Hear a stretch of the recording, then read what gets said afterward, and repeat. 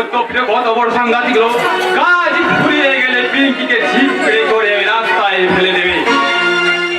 না, আমাকে জানাতে হবে যেমন করে হোক পিঙ্কির কথা শুভম পাত্রকে সব জানাতে হবে।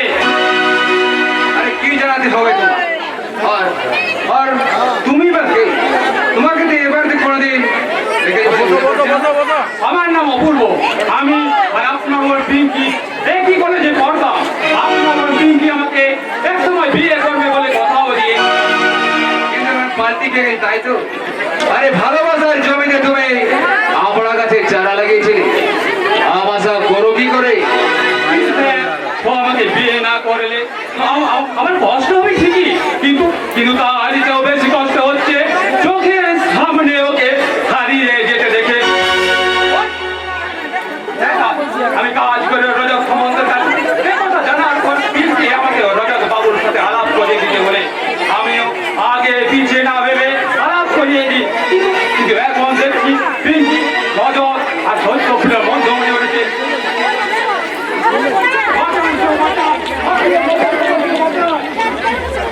আরে পিঙ্কি এখন কথা রজত সম্বন্ধের বাড়িতে রেখে ওরা আপনার বদনাম করাতে চায়, তাই তো সত্য প্রিয়।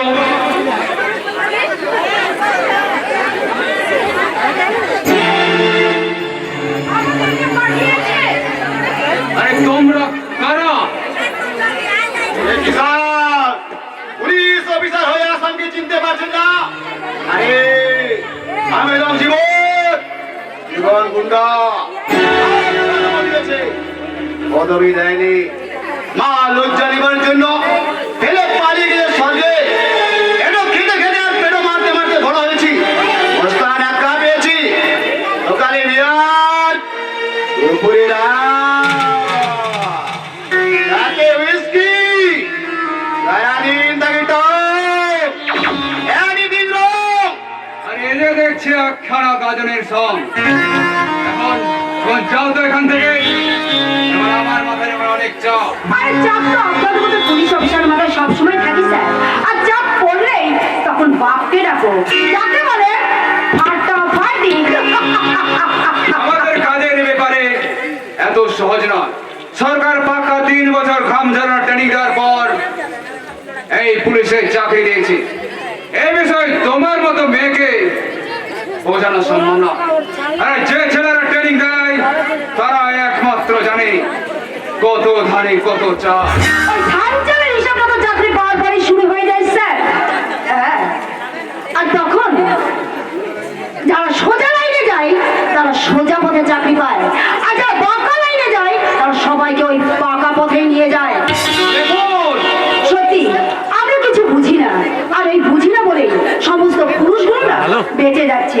যদি বুঝতো তার সমস্ত পৃথিবীর মা বোনেরা এই পুরুষ মানুষের বদলে হিজড়ে জন্ম দিত, তবু তারা কষ্ট করে বাচ্চা নাচিয়ে খায়। আপনাদের মতো এই আইনের পোশাক পরে বেশ্যার ঘরে বিনা পয়সায় সারা রাত কাটিয়ে এসে সকালবেলায় বাজার করা টাকাটা হাত করে ঘুষ নেয় না। কি সব বাজে বাজে বকছো? এই আমি হোস নেই না। আরেকটা কথা কি যদি আমি বলতে পারছি না, আমরা হঠাৎ আমার এখানে এসে আরে এসব কথা বলছো কেন? ওই যে ঘুষ দেয় না বলে সত্যপ্রিয় কাজে ঘুষ নিয়ে রজতের কাজে বাধা না দিলে তো আর আপনাকে বদনামি করতে মুন্নিকে নিয়ে আমাকে আসতে হতো না। এতক্ষণ আমার কাছে পুরো ব্যাপারটা ক্লিয়ার হলো। না তাল কিন্তু ক্লিয়ার হয়নি, তাল কিন্তু ক্লিয়ার হয়নি। তবে ভালোবে কোথা খাবে? আমি জানতাম তোরা হয়তো কাজটা সাকসেস করতে পারবি না, তাই আগে থেকে একটা কোথা মেলে তোদের ফলো করছিলাম। এখানে কি চাই? এটা নেই তো তাই তাল, এটা নেই তো তাই বলছি। শোনো বিদা, তুমি আর ওই নতুন ভিডিও মেরে আমাদের কাছে খুব মাথা গলাচ্ছ। রমদের কয়েক লাখ টাকা ভুল করে দিত, এগুলো করো না। এসব আমি কিন্তু একদম পছন্দ করি না। তোমার আদরের বয়সী এখন আমাদের কাছে কিনা বলেন নগ্ন ব্লু ফ্লেম। ইউরোপ মুশকিল আমার চোখে ওই মেরে ফেলবো আমারে কুটকে দিবি হ্যাঁ আমারে কুটকে দিবি দাদা বলে কথা তব দাদালি মাথা গলম হয় তুমি মুখ তো হোক বন্ধ করে এক সপ্তাহের মধ্যে তোলে না গেলে বলে নবীন দেখতে হবে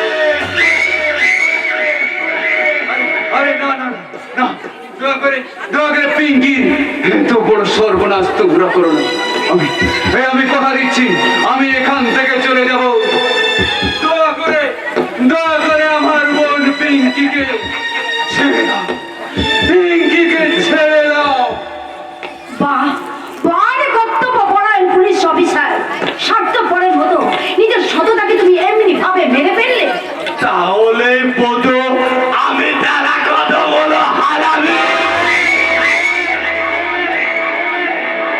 তোরে বলবে আবার তোমাকে একটা অন্য কাঁধে পাঠাবো আবার কি কাজ করতে হবে এখানে অভিদত্তকে কথা দিলাম এখানে ওই থালি ভিডিও মাগিটাকে গরমলিটা ডুবিয়ে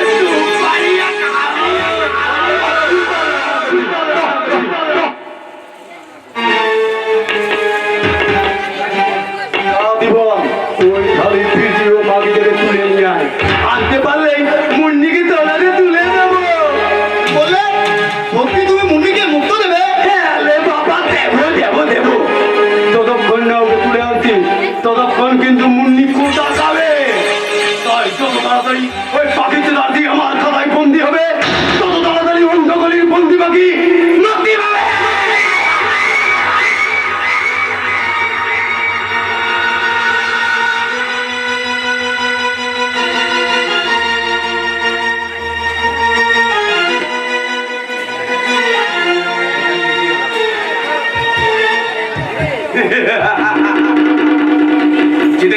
জিতে গেছি ছয়ের পর ছয় মেরে এই অধর্মের ক্রিকেট খেলার মাঠে স্কোর বোর্ডে রান বাড়িয়ে গেছি এবার উইকেটের পর উইকেট ফেলে দুনিয়ার সব সদরাকে বোল্ড আউট করে ছাড়বো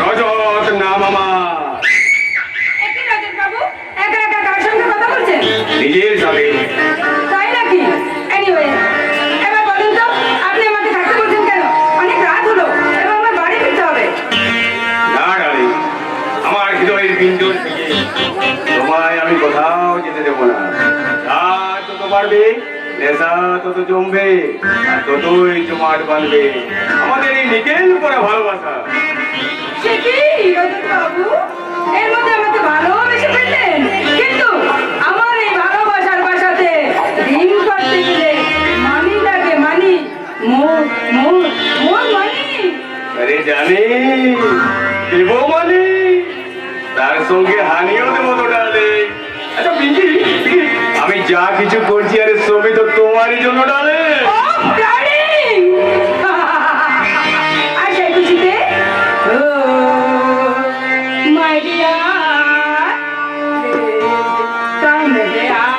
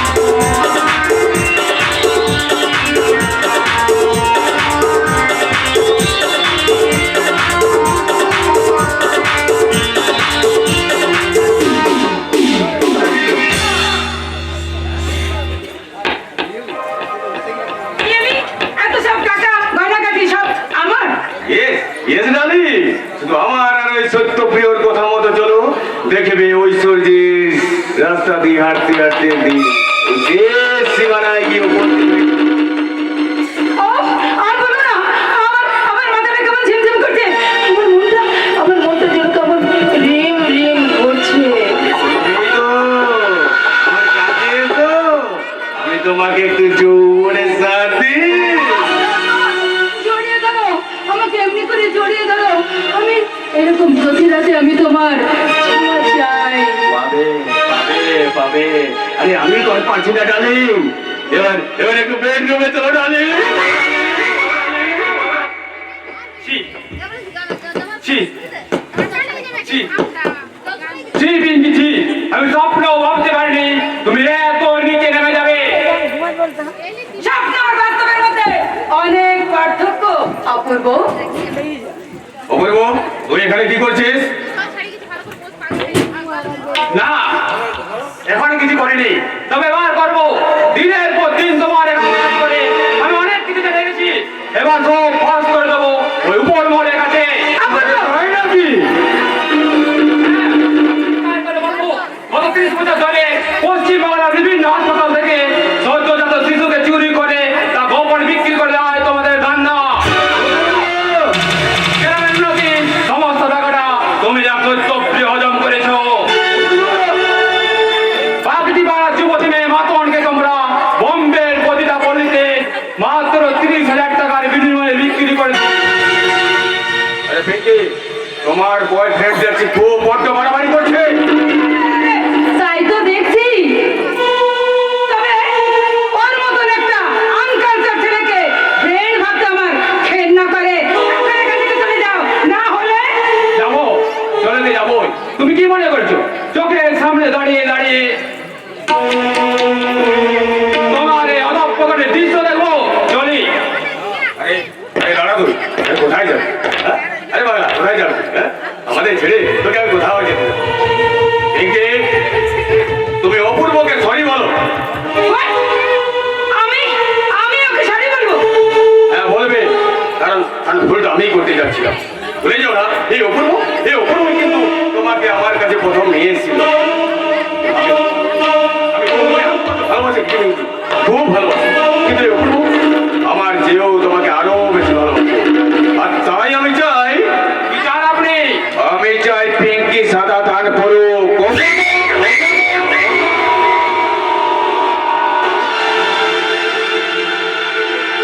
আপনি কি করলেন?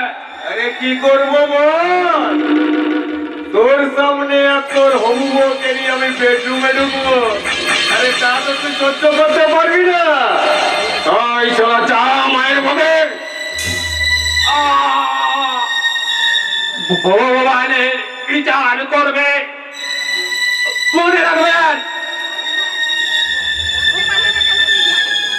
একই রাতের পর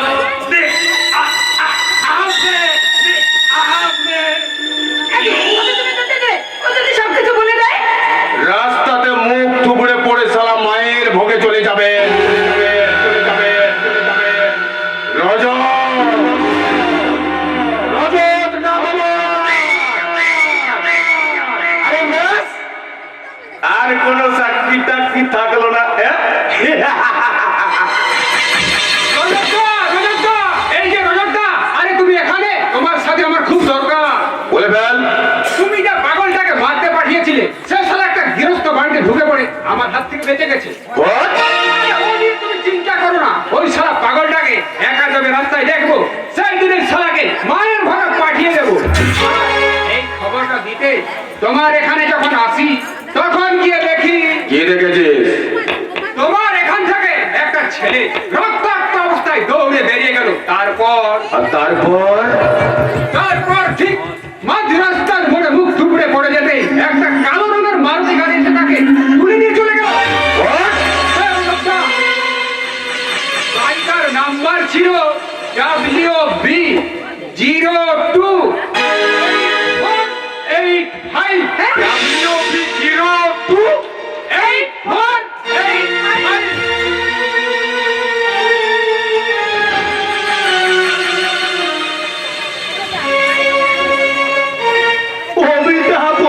পবিতা, আমার জীবন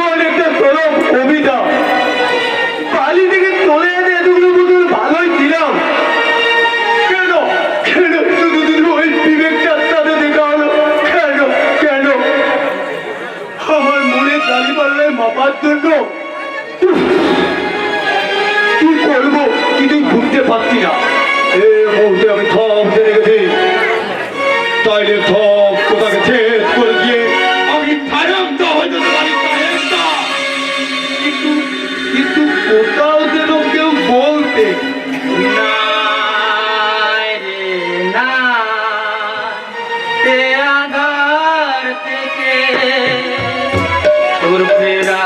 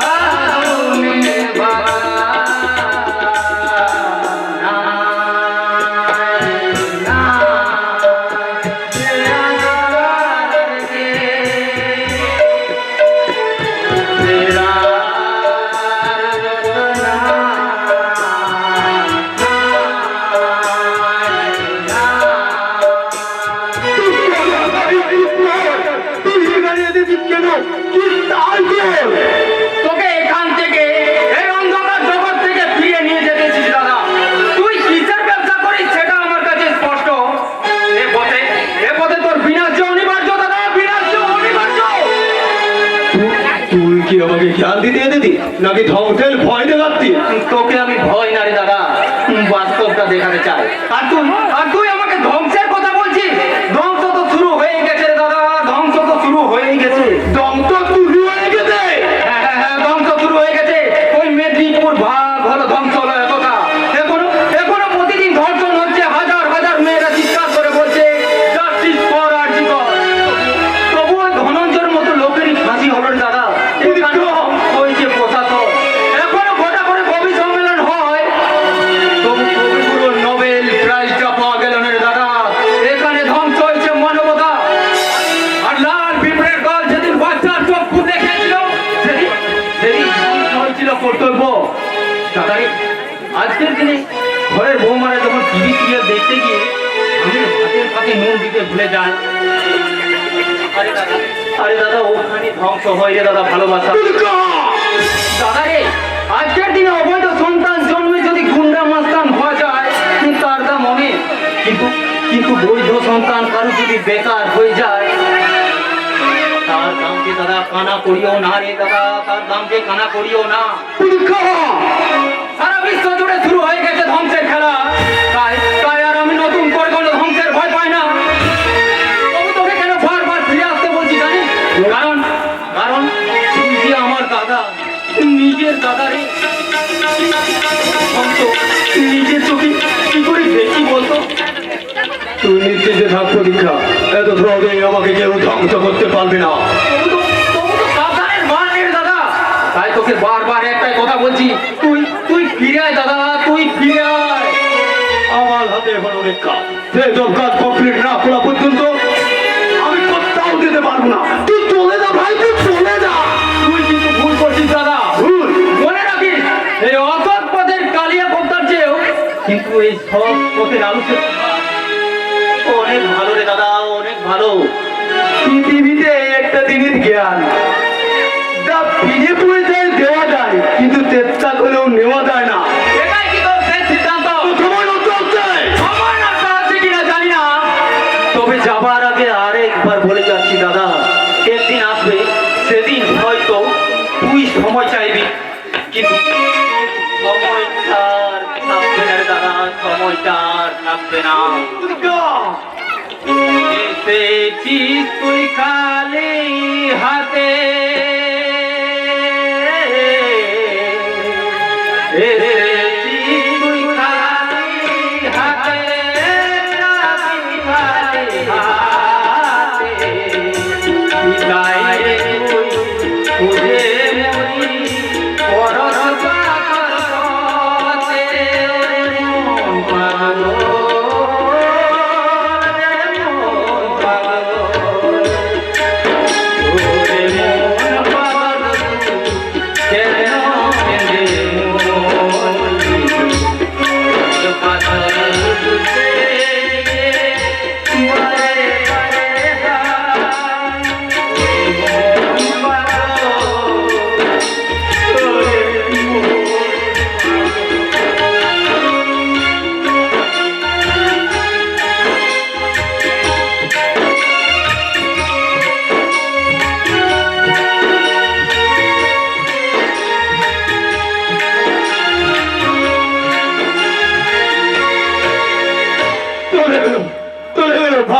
আমার নীলাজ হয়ে চলে গেল। এবার ভাবলাম ওর তাতে কিনে দেয়। কিন্তু গেলেন না, এই তো না গিয়ে ভালো করেছেন, কারণ এ লাইনে আসা সহজ কিন্তু যাওয়া নয়। এ কি, তুমি এবারে কি করছো? অনেকক্ষণ দাঁড়িয়ে দাঁড়িয়ে আপনার আর আপনার ভাইয়ের কথা শুনছিলাম। এ কথা নিশ্চয় রাজাবাবু জানেন না। ভালোই হয়েছে নতুন করে একটা টাকা রোজগার করার রাস্তা আপনি